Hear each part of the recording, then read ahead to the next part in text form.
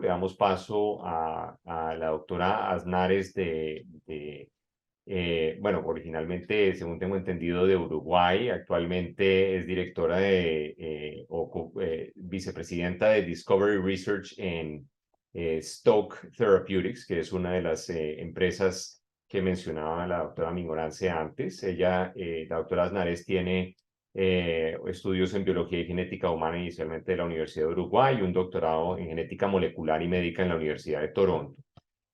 Como les mencionaba, parte del equipo de Stoke Therapeutics y tiene más de 2 décadas de experiencia en el desarrollo de estos medicamentos y en el desarrollo de algunas de estas terapias, sobre todo oligonucleótidos antisentidos, y nos va a ilustrar un poquito respecto a la plataforma Tango, que es algo que, aparte de ser un baile, nos tiene información muy puntual sobre qué es esa abreviatura. Muchas gracias. Ahora me está diciendo que no puedo empezar el video. No sé por qué. Oírte te oímos bien. Sí, sí, sí. Ahora sí. Ahí. Ahora. No es que yo no necesito verme, pero si ustedes quieren, prefiero poner video. Bueno, muchísimas gracias por la introducción y voy a poner la presentación, si consigo compartirla, y voy a poner en modo presentación. A ver, quedó bien en modo presentación, pero no está en el lugar correcto. Exacto, sí. Bueno, muchas gracias otra vez por la introducción y por la invitación, especialmente a Victoria, no, sí, Vicky Arteaga, que me invitó a presentar nuestra tecnología, que le llamamos Tango. Y también quiero agradecerle a Ana por la energía que nos transmite a todos. Cada vez que la escucho presentar me llena de energía, y es importantísimo tener gente como tú para hacer, para que estas enfermedades sean reconocidas y para unir a todos los investigadores, para que todos trabajemos juntos. Así que muchas gracias. Tango, que no intenté traducir Targeted Augmentation of Nuclear Gene Output, porque la verdad que no sé cómo sonaría en español, pero lo usamos para tratar enfermedades genéticas. Pero antes de explicarles cómo funciona Tango, quiero hacer una introducción muy, muy, muy básica del dogma central de la biología. Y Eduardo hoy de mañana hizo una introducción buenísima y con mucho más detalle, así que me vino bárbaro porque no tengo que explicarlo en tanto detalle. Pero el ADN, que es la molécula de la vida, digamos, se transcribe a ARN, que es el mensajero que lleva el código para poder traducirse a proteína. Igual que Eduardo, yo también lo describo como un libro, el libro de la vida, donde están el código de todas las proteínas que nos forman, digamos. Y ese código está atrapado en los cromosomas, en los genes y en los cromosomas, en el núcleo de las células. Entonces, para poder llegar a donde se sintetizan las proteínas, se crea un mensajero, que es el ARN mensajero, que lleva ese código a la fábrica de proteínas, digamos, y ahí es donde se generan todas las proteínas que consiguen hacer todas las funciones de una célula, de un tejido, de un órgano y de un organismo, ¿no? Ese ARN mensajero, antes de poder traducirse en proteína, se edita muchísimo. Se transforma, se cambia. Y lo que yo estudié antes de Stoke es cómo funciona ese proceso y ese mecanismo de edición del ARN, que se llama splicing en inglés o empalme de pre-ARN. La analogía que siempre hago es como la edición de películas, ¿no? Cuando uno filma una película hay muchas tomas y no todas esas tomas van a terminar en la película que vemos en el cine, ¿no? Porque muchas de esas tomas al final no contribuyen con el mensaje que uno quiere dar en la película. De la misma forma, el gen que se transcribe a pre-ARN mensajero contiene partes que no van a contribuir con el código que se puede traducir en una proteína.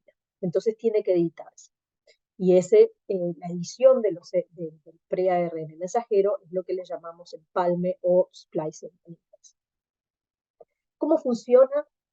Así nosotros en la biología molecular generalmente dibujamos a los genes con rectángulos y líneas. Y los rectángulos son los que les llamamos exones, y los exones son los que tienen la información, el código para generar proteínas.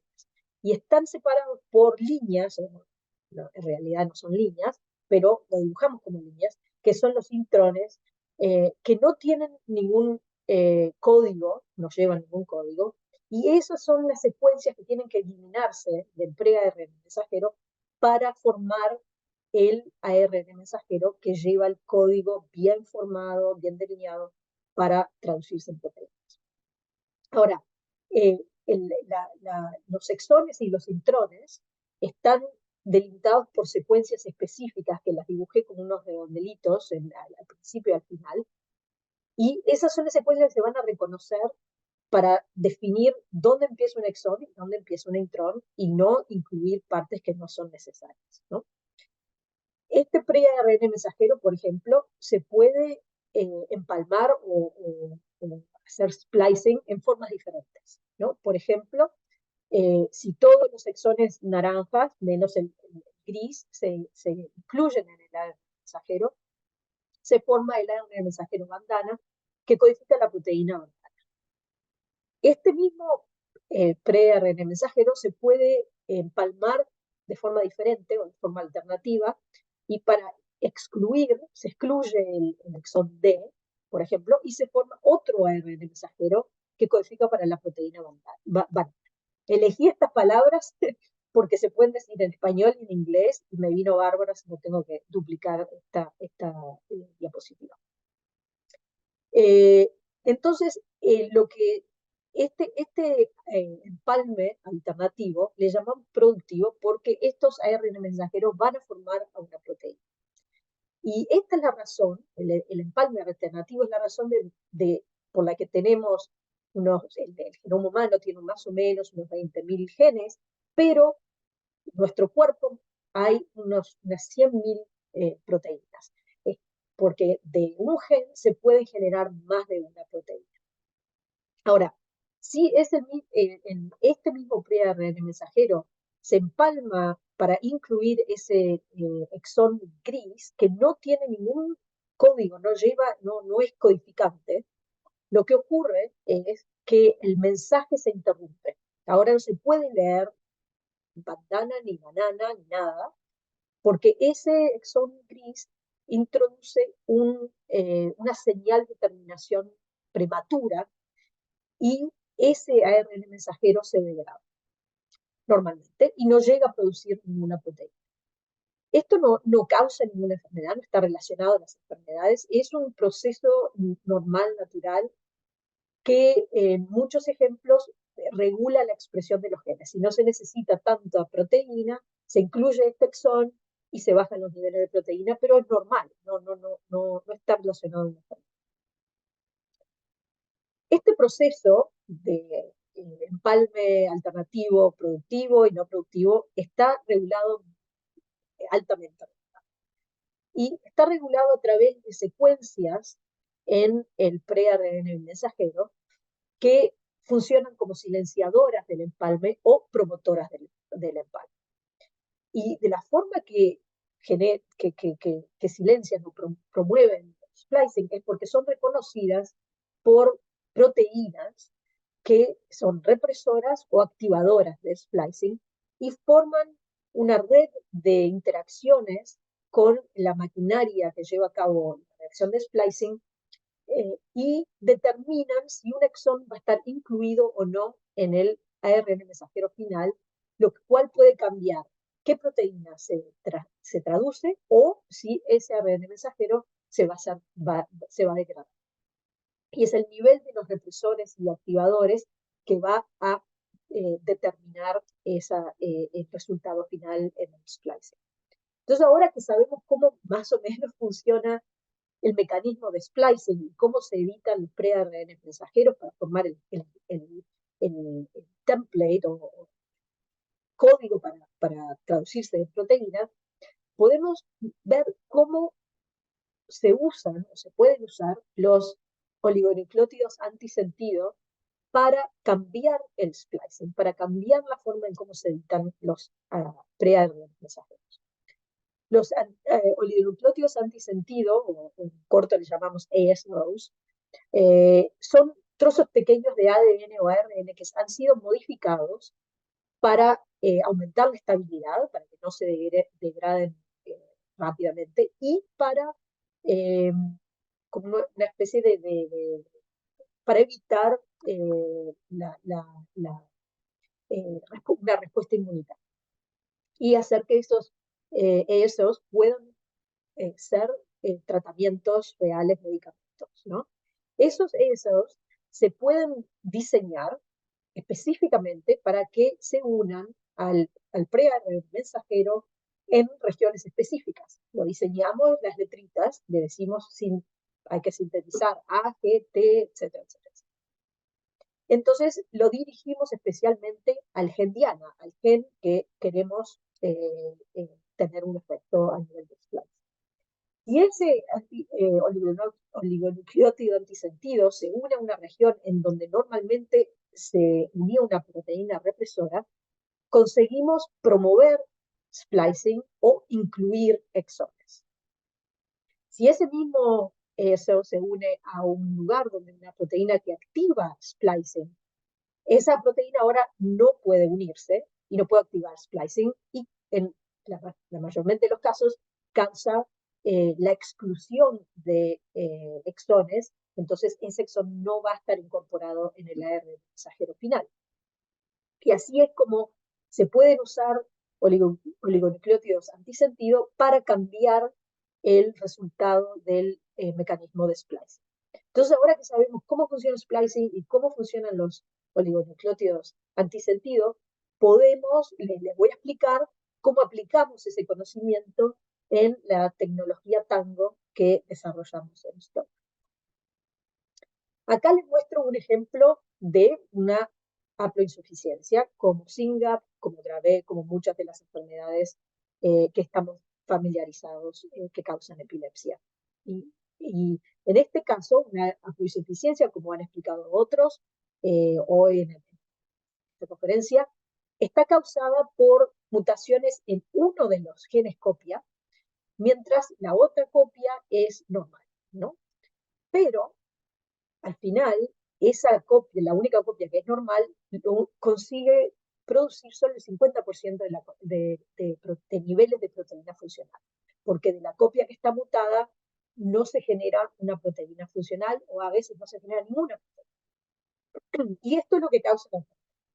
Ahora, en este ejemplo también encontramos uno de esos exones no productivos, que también le llamamos NMD exon, porque NMD es el mecanismo que degrada a estos ARN mensajeros que contienen estos exones no productivos. Entonces, en este ejemplo, cuando se incluye ese exón no productivo, el ARN mensajero se va a degradar. No tiene nada que ver con la enfermedad, no causa la enfermedad, pero es una coincidencia de que en este gen en particular es una haploinsuficiencia y también tiene uno de esos exones no productivos. Con los oligonucleótidos antisentido, lo que podemos hacer es prevenir de que ese exón no productivo fluya en el ARN mensajero, entonces conseguimos producir solo ARN mensajero productivo. ¿tá? El ARN mensajero productivo de la copia que está mutada no va a cambiar nada, pero ahora estamos generando más ARN mensajero de la copia normal que genera más proteína y consigue restaurar los niveles de proteína de 50 al 100%, con una proteína totalmente funcional y de tamaño totalmente normal. No cambia nada en esa proteína. Entonces, así es como usamos los oligonucleótidos para aumentar los niveles de proteína usando la copia wild type o la copia normal del gen de la enfermedad que desarrollamos, ¿no? Del tratamiento que desarrollamos.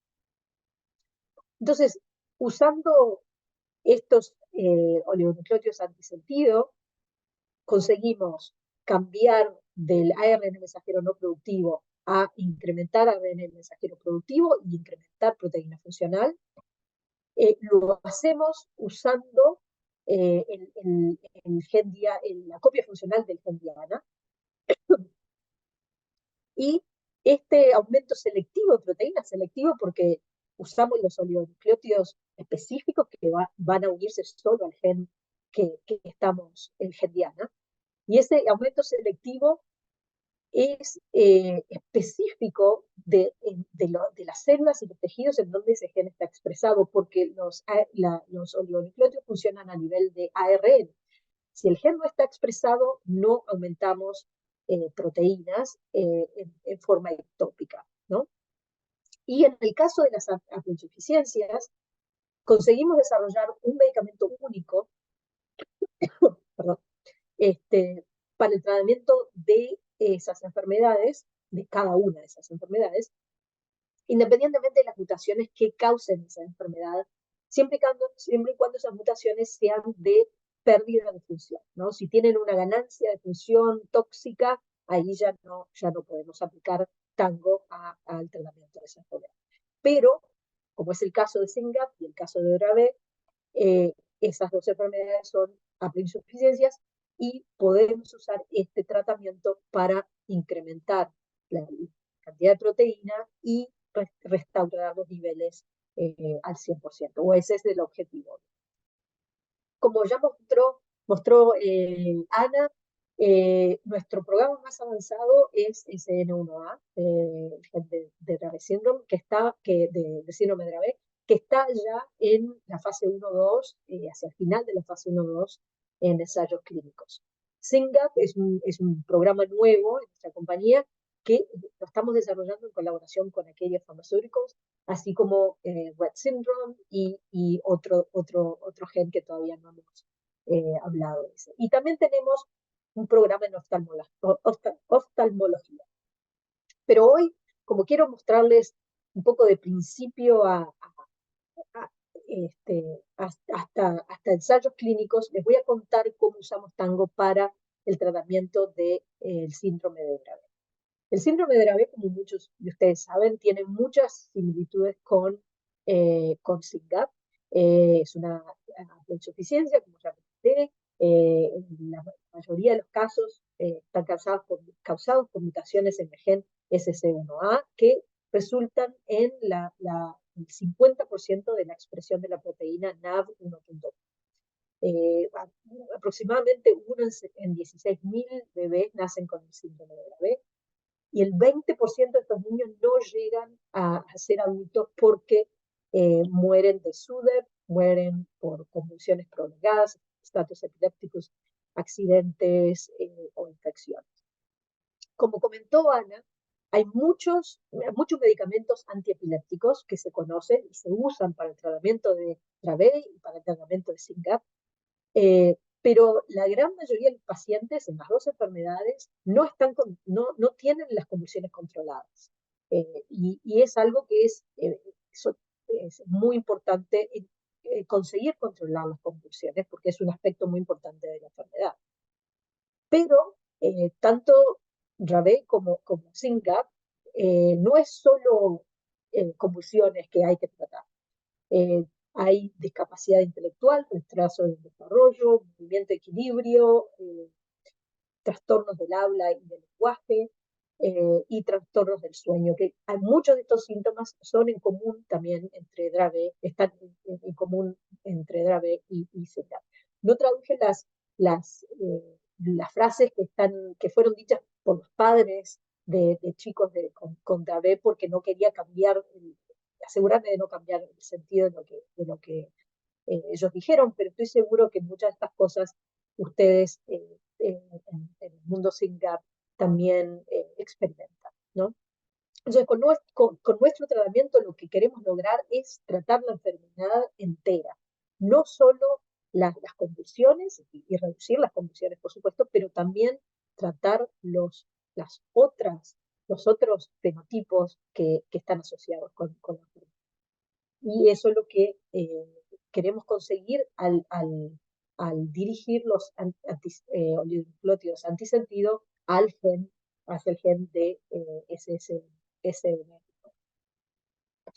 Entonces, ¿cómo empieza todo? Empieza al descubrir que este gen de SSNA tiene uno de esos exones no productivos. Entonces hacemos, en inglés le llamamos ESO walk, les voy a decir un paseo de oligonucleótidos en la región donde está ese exón no productivo y tratamos al principio solo células con cada uno de esos ESOs y después conseguimos amplificar el producto no productivo y el producto productivo, que son esas dos bandas que ven en cada uno de los andariveles, ¿no? La banda de arriba es el no productivo, la banda de abajo es el productivo. Entonces, si nos fijamos, a ver si, no sé si consigue ver mi pointer, en los, comparados con los controles, acá, que ven acá, vemos que algunos de esos oligonucleótidos consiguen disminuir la banda correspondiente al no productivo y aumentar la banda correspondiente al producto productivo, al ARN mensajero productivo, lo cual es exactamente lo que queremos ver. Y, por ejemplo, el ESO 22, que lo identificamos en el primer paseo que hicimos de oligonucleótidos, es actualmente el oligonucleótido que estamos usando en pacientes en los ensayos clínicos.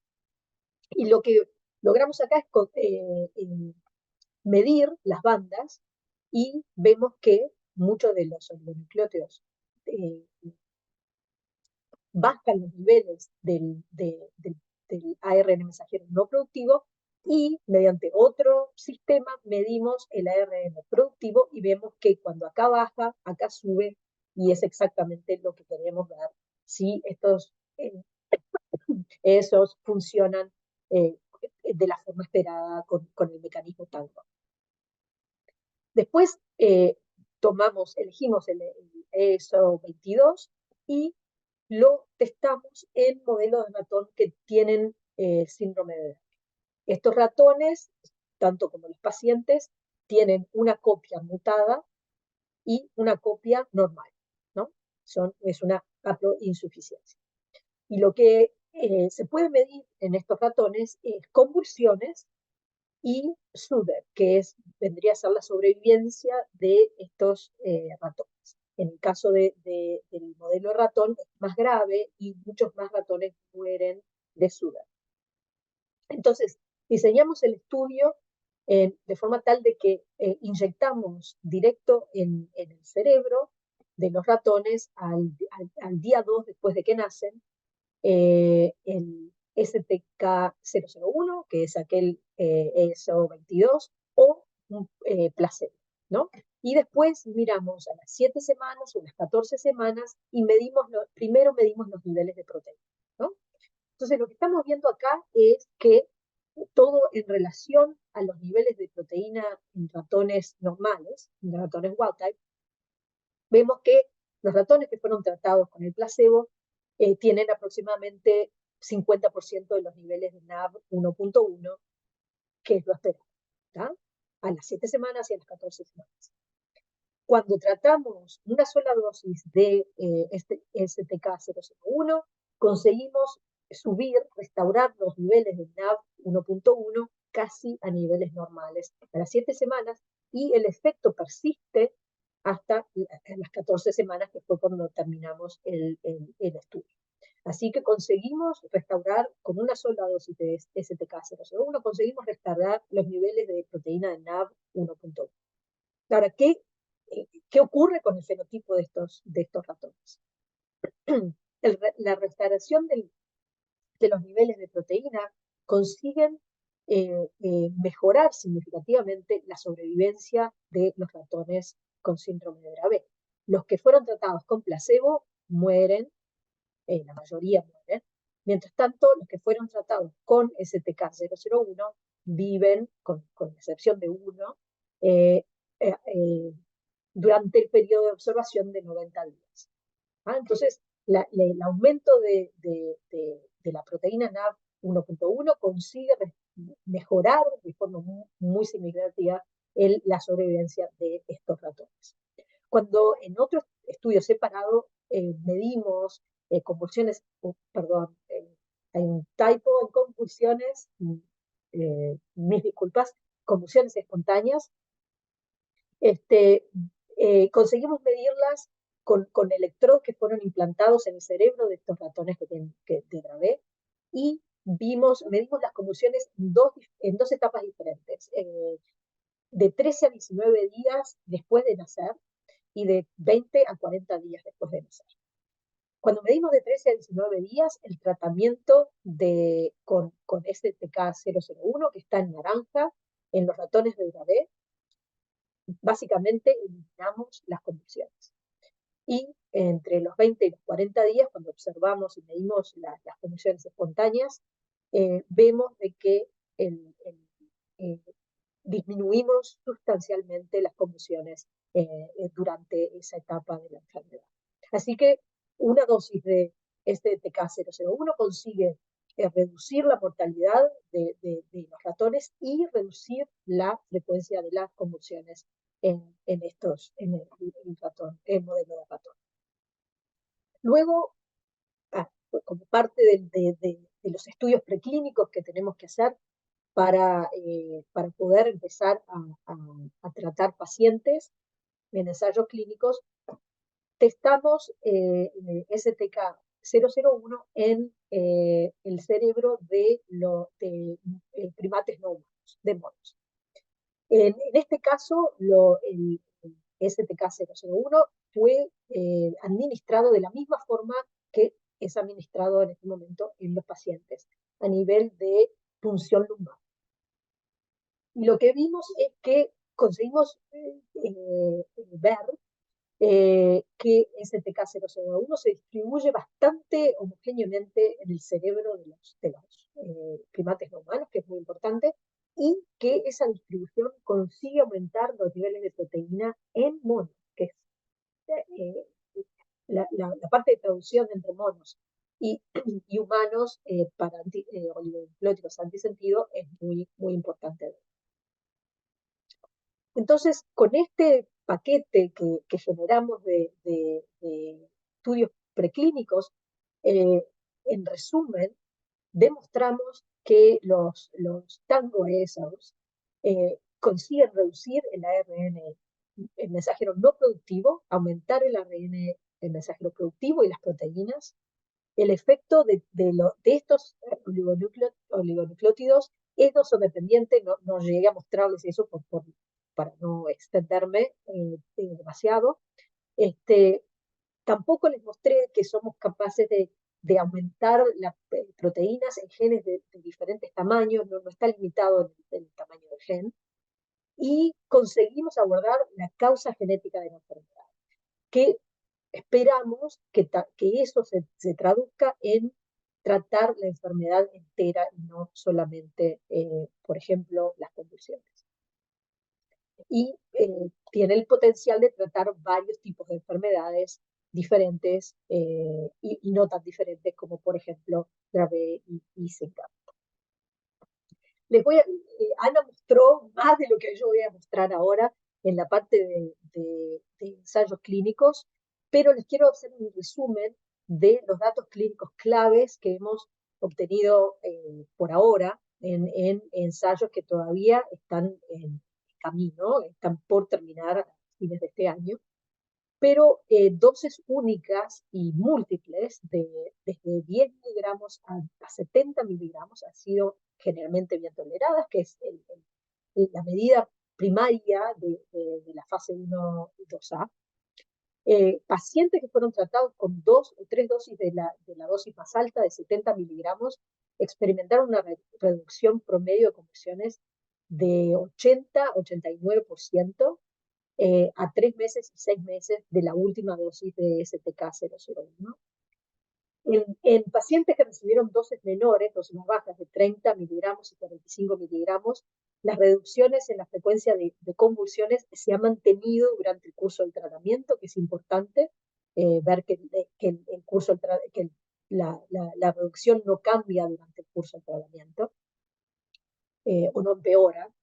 Si cambia para mejor, mejor. Y lo que me pone más contenta de todo es que estamos empezando a dar mejoras en la cognición y el comportamiento en los pacientes que fueron tratados con este STK-001 y la cognición y el comportamiento son evaluadas a través de dos conjuntos de medidas que evalúan la habilidad del individuo de llevar a cabo actividades diarias que son apropiadas para la edad de los pacientes que estamos evaluando. Y la otra es una evaluación de la función ejecutiva de estos pacientes pediátricos. Y entonces, con esto, nosotros pensamos de que estamos tratando la enfermedad entera, estamos disminuyendo la frecuencia de las convulsiones de forma significativa y estamos empezando a mejorar la cognición y el comportamiento, que en realidad no hay un precedente de qué iba a pasar con estos pacientes con respecto al comportamiento y la cognición, porque por lo menos en los ensayos, los estudios que nosotros hicimos preclínicos, no medimos esto en los ratones. Y el hecho de que estamos viendo una mejora es realmente, para mí, es como casi un sueño, ¿no? Todavía no estamos llegando al sueño, pero estamos casi ahí. Y realmente me pone muy contenta.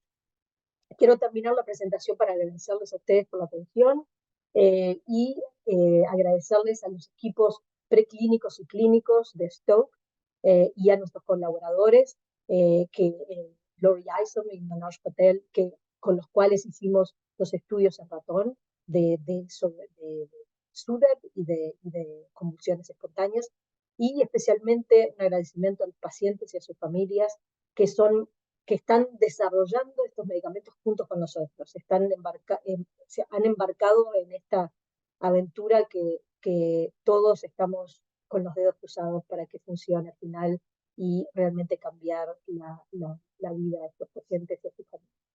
Muchas gracias y puedo contestar cualquier pregunta que ustedes tengan.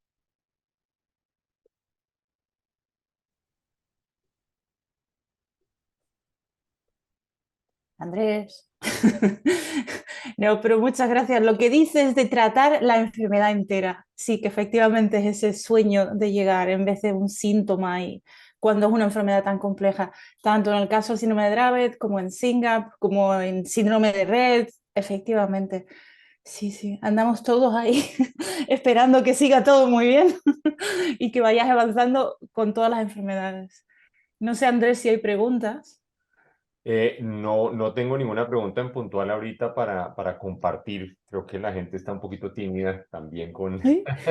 con eso, y es un tema que pues definitivamente es muy interesante. Me demoré un tricito porque estaba poniéndolo en Twitter también, ya que Ah. estaba compartiendo un poquito en redes.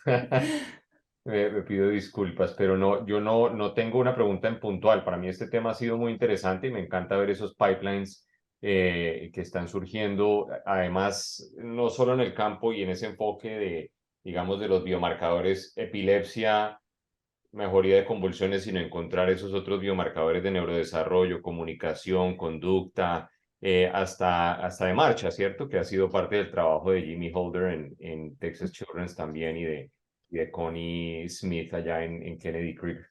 Muchas Si me gracias. llega, Andrés, espera, no vayáis todavía, una pregunta por mensaje privado sobre, hay algunas enfermedades, haploinsuficiencias, donde sabemos que si nos pasamos y hay demasiada expresión, pues no hay un problema. De momento, yo creo que en síndrome de Dravet creemos eso, que no hay mucho problema de sobreexpresar, y vosotros habéis tenido montones de monos, con montón. pero SYNGAP sí que está en la lista de las que quizás demasiado SYNGAP pueda ser un problema en la sinapsis. ¿Tenéis algún mecanismo de control de dosis? ¿Cómo funciona eso con vuestra tecnología? Sí, sí, muchas gracias por la pregunta. Y muy importante, ¿no? Porque no queremos pasarnos para... Ujú.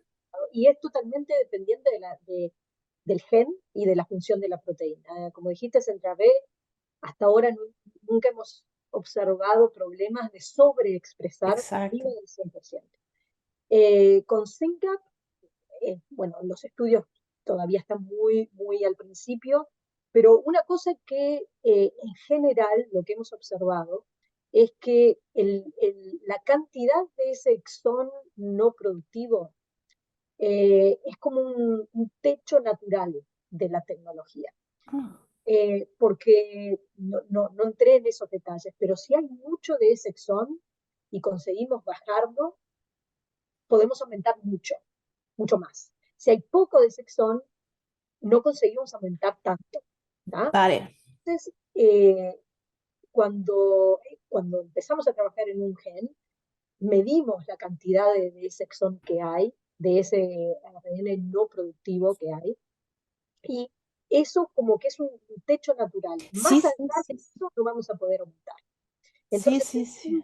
En SYNGAP les adelanto de que no creemos que eso vaya a ser problema porque no tenemos una cantidad tan alta que va a poder aumentar mucho más del 100%.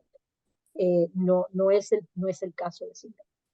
Fantástico, fantástico oír eso, que ya tienes, la biología ya preparó ese techo, ya no te llega sino más de un twofold o threefold y no sigue para arriba, con lo que, fantástico, gracias.